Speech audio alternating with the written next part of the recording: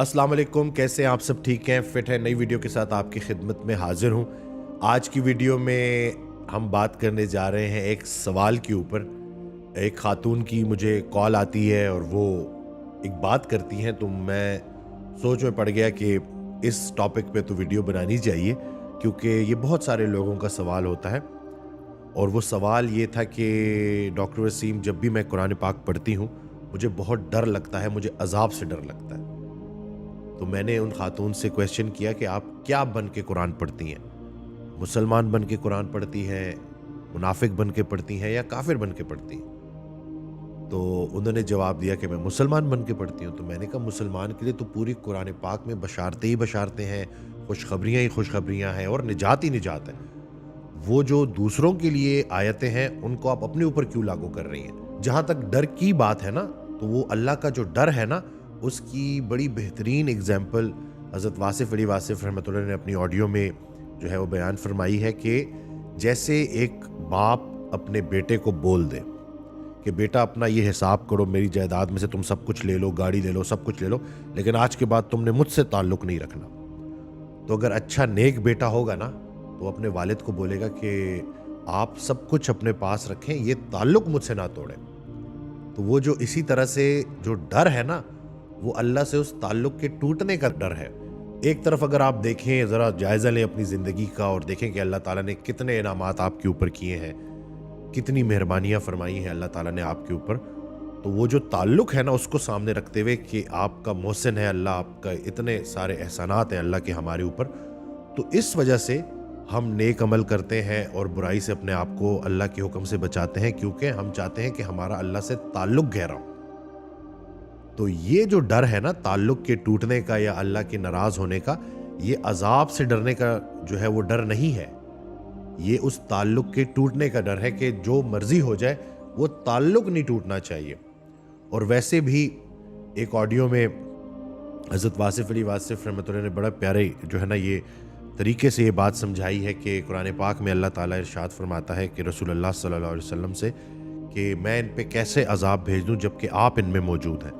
तो जिनके दिल में रसूल पाक सल्लल्लाहु अलैहि वसल्लम की मोहब्बत है, उन पे अज़ाब नहीं आ सकता।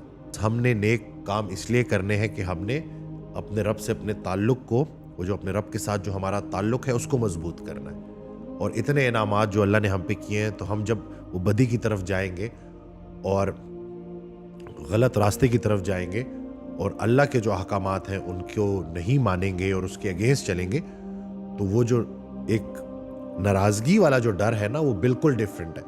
तो अज़ाब से ना डरिएगा, अल्लाह की नाराज़गी से डरिएगा कि वो इतना मेहरबान ज़ात है, उसने हमारे ऊपर इतने एहसानात किए हैं। तो हम उन एहसानात को सामने रखते हुए, उन नेमतों का शुमार करते हुए हम अल्लाह का शुक्र अदा करें और अपने आप को जितना हो सकता है अल्लाह के हुक्म से बुराई से बचाएं और नेक रास्ते पे चलें।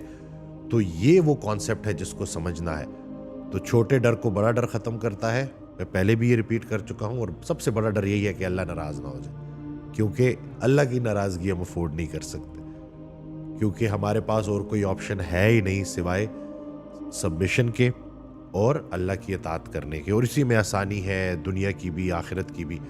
इसी तरह से एक हदीस मेरे जहन में आई जिसका मफहूम है कि रसूलुल्लाह सल्लल्लाहु अलैहि वसल्लम के पास एक देहाती, एक बद्दू आता है, और वो रसूलुल्लाह सल्लल्लाहु अलैहि वसल्लम से क्वेश्चन करता है कि या रसूलुल्लाह सल्लल्लाहु अलैहि वसल्लम, क़यामत के दिन हिसाब कौन लेगा?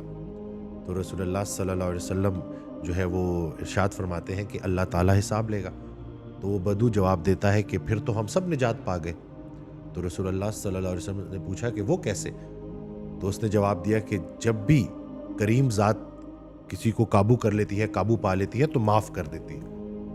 तो जब तक वो बद्दू, वो देहाती रसूलुल्लाह सल्लल्लाहु अलैहि वसल्लम को नज़र आता रहा, रसूलुल्लाह सल्लल्लाहु अलैहि वसल्लम ये रिपीट करते रहे कि ये बद्दू अपने रब को पहचान गया, अपने अल्लाह को पहचान गया।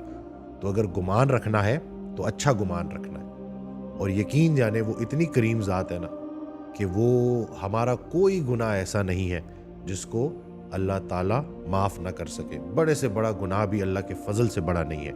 हाँ, सिवाय इसके कि कोई शख्स रसूलुल्लाह सल्लल्लाहु अलैहि वसल्लम की शान में गुस्ताखी करे, इसके अलावा जितने भी गुनाह हैं उन पे, उनको अल्लाह ताला बहुत आसानी से माफ़ कर सकता है। तो तो आपने अपने अमाल पे नज़र नहीं रखनी, आपने अल्लाह की रहमत की तरफ निगाह रखनी है। और गुमान रखना है तो अच्छा गुमान रखना है। तो ये जब आपको बात समझ आ जाएगी ना, तो फिर जब मोहब्बत के साथ आप उस रास्ते पे चलेंगे तो आप जन्नत दोज़ख के जो है ना, उस सोच के साथ आप नेक अमल नहीं करेंगे।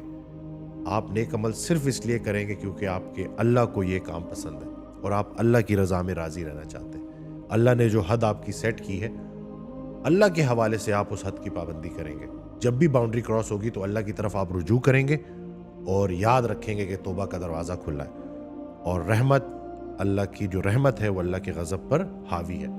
तो ये सारी बातें इसीलिए हैं कि हमें ये याद दहानी रहे, ये बात याद रहे कि शैतान जितना मर्जी ताकतवर हो जाए, वो भी मखलूक है।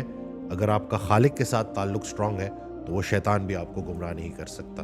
तो मैं उम्मीद करता हूँ कि इस वीडियो से आपको फ़ायदा होगा। दुआ में याद रखिएगा, चैनल को सब्सक्राइब करना ना भूलिएगा। अल्लाह हाफ़िज़।